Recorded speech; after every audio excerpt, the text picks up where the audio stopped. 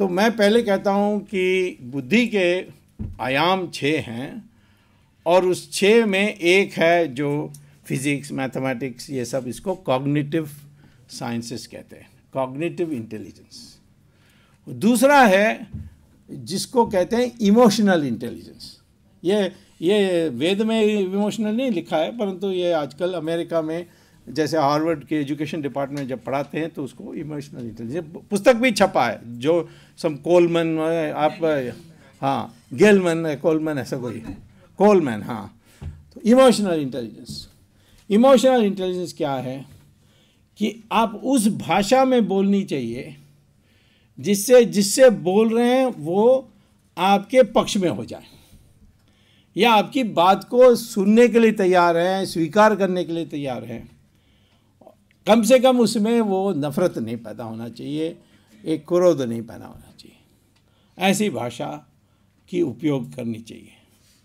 तो उसको emotional intelligence है, how to speak in such a way that your ideas find easy acceptability. वो एक कला है और उस कला का दुरुपयोग हो सकता है। हिटलर के पास ये कला थी पर तो उसके पास अब उसने दुरुपयोग किया, तो इसीलिए दुरुपयोग ना हो, इसीलिए ऋषि मुनियों ने कहा कि एक मॉरल इंटेलिजेंस होनी चाहिए। मॉरल इंटेलिजेंस माने कि आप ऐसे कार्य करेंगे जिसमें अनैतिकता नहीं होगी, जैसे सत्य बोलना, या कम से कम ऐसे सत्य बोलना जो जिसमें मिठास है, वो जो कड़वा सत्य है उसको ना बोले। झूठ बोलने के लिए कोई नहीं कहता है। कोई कह दें कि मैं, कोई राहुल गांधी आपसे पूछ लें कि मैं होशियार हूँ, तो आपको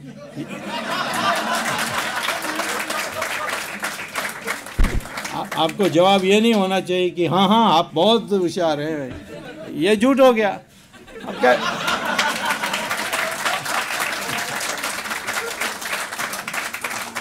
तो आपको कहना चाहिए कि दुनिया में और जीवन में बुद्धि सब कुछ नहीं होता है।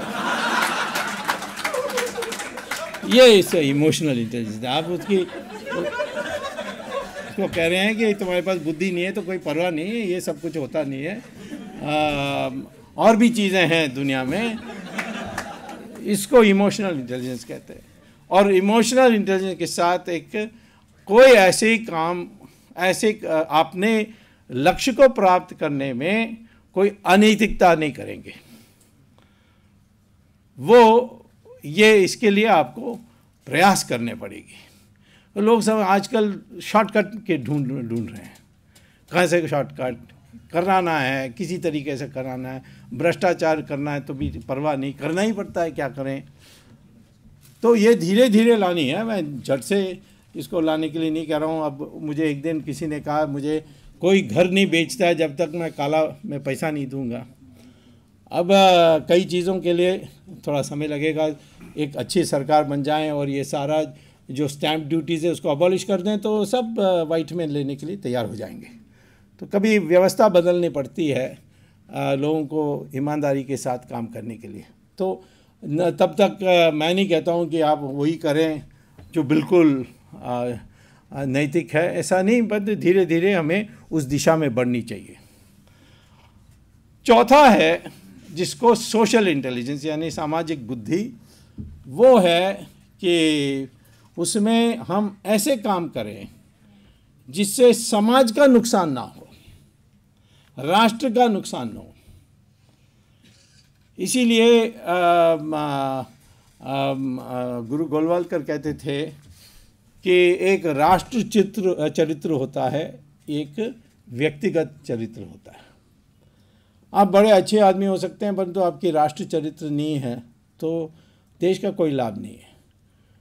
यानी आप स्वयं बड़े स्वच्छ चरित्र के हैं, अच्छे आदमी हैं, झूठ नहीं बोलते, भ्रष्टाचार नहीं करते, परंतु आप बर्दाश्त करते हैं जो राष्ट्र में हो रहा है, जैसे मनमोहन सिंह है। मैं कई बार कहता हूँ कि आश्चर्य मत करो, मनमोहन सिंह, मुझे आज भी कोई सवाल पूछा है आपका मित्र मनमोहन सिंह ऐसा क्या, मैं तो उसको 40 साल से जानता हूँ, उसकी रीढ़ की हड्डी कभी नहीं थी। तो इसीलिए उसकी मजबूरी है। लोग कहते हैं कैसा हो सकता है, प्रधानमंत्री की कुर्सी इतनी शक्तिशाली है, उसकी पावर को क्यों नहीं यूज़ कर सकता है? उसके लिए मंशा चाहिए। अब आप सर्कस में जाएंगे तो एक पिंजरे के अंदर 5 सिंह होंगे और एक दुबला पतला रिंग मास्टर आएगा, उसके पास वो लकड़ी पर वो जो विप है और कुछ नहीं है, ये only a whip and nothing else. और वो विप मारेगा, कहेगा ऊपर चढ़ो, और एक एक ये जो सिंह है ये मेज पर ऊपर चढ़ के बैठेंगे। एक एक सिंह के पास इतनी ताकत है कि वो पंजे से मारे उस रिंग मास्टर, वो मर जाएगा। दांत से यानी उसको ये तिधर बिधर करने की आवश्यकता नहीं है, पंजे से ही ख़त्म कर सकता है। परंतु वो आज्ञा मानता है क्योंकि बचपन से उसको उस सिंह को तैयार किया गया कि आज्ञा मानना चाहिए। तो हमारे मनमोहन सिंह भी सर्कस का सिंह है। वो रिंग मिस्ट्रेस कहना चाहिए।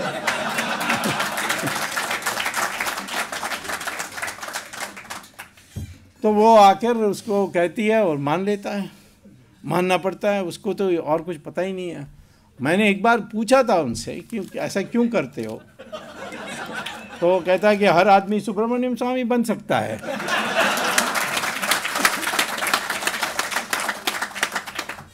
तो मैं अब तो कहता हूँ कि ये जो मंशा है ये बहुत अति महत्व की है। शक्ति हो पर्याप्त नहीं है, संख्या हो पर्याप्त नहीं। संख्या के बारे में मैं बताऊँ कि 1000 बकरी एक जगह में खड़ी है और एक शेर आएगा, तो बकरी के पास संख्या है, वो तो भागेगा बकरी, उसमें से 1-2 उसके लंच भी बन जाएगा उस शेर का, क्योंकि वो बकरी डर जाती है और डरने के बाद संख्या हो ना हो भागते हैं, इधर उधर हो जाते हैं। तो इसीलिए मैं आपसे कहता हूं कि ये मंशा डेवलपमेंट करना वेरी है। तो पहले तो आपका कॉग्निटिव डेवलपमेंट होनी चाहिए, इसमें कोई दर राय नहीं है।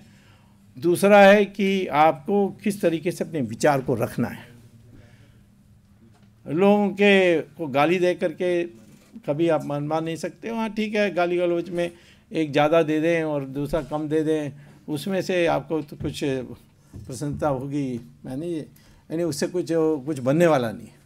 आप वो आपके सामने खड़े हुआ कितना भी नाली की भाषा में बोलें, लेकिन आपकी भाषा में कोई परिवर्तन नहीं होनी चाहिए। और वो आप ट्विटर में भी ये देखिए, हाँ सख्त भाषा हो सकती है परंतु उसमें अश्लीलता नहीं होनी चाहिए। ये हमारी पहचान होनी चाहिए कि राष्ट्रवादी यानी देशभक्ति है तो कभी अश्लील भाषा नहीं उपयोग करेगा।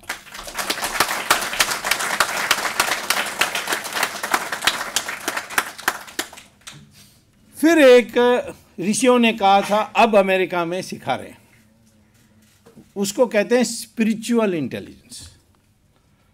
स्पिरिचुअल इंटेलिजेंस क्या है? अब हमारी ऋषियों ने कहा कि ये जो कॉस्मोस है, जैसे हम पृथ्वी से बाहर ऊपर जाते हैं तो सारा जो है वातावरण, आसमान जिसको कहते हैं, या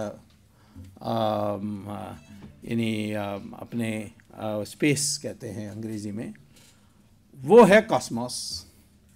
उसमें सब कुछ है, ज्ञान, सारे ज्ञान जो भी अतीत और भविष्य सब ज्ञान उसमें है। और आपको अपने ध्यान योगा या मेडिटेशन या कंसंट्रेशन या जो भी है उससे आपका माइंड उससे कनेक्ट होना चाहिए, तब आप जीनियस हो जाएंगे। ये बहुत मुश्किल का काम है, इसके लिए बड़ी साधना, इसलिए तपस्या बहुत होते हैं और ऋषि मुनियों ने करके दिखाया है। और कई लोग होते हैं जो भविष्य की भविष्यवाणी करते हैं, उनको कैसा पता है जो हम नहीं कर सकते? वो इसीलिए क्योंकि उनका, इसको कहते हैं न्यूरल वाईफाई। ये जो कनेक्शन है ये न्यूरल माने ब्रेन, उसका वाईफाई।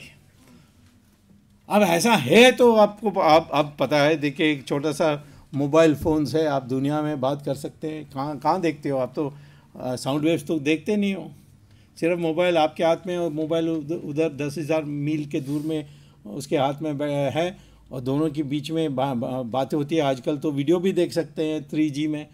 तो ऐसा है, ये ऋषियों ने हमको कहा है, और इसमें धीरे धीरे, मैं नहीं कहता हूँ कि अभी, ये धीरे धीरे शुरू करनी चाहिए।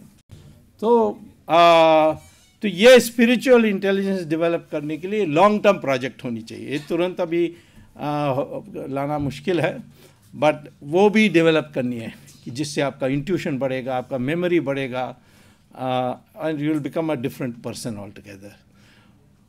फाइनली जो हमारे ऋषि मुनियों ने कहा है कि we must develop environmental intelligence, माने ऐसे ही आप काम करें जिससे एनवायरनमेंट दूषित ना हो।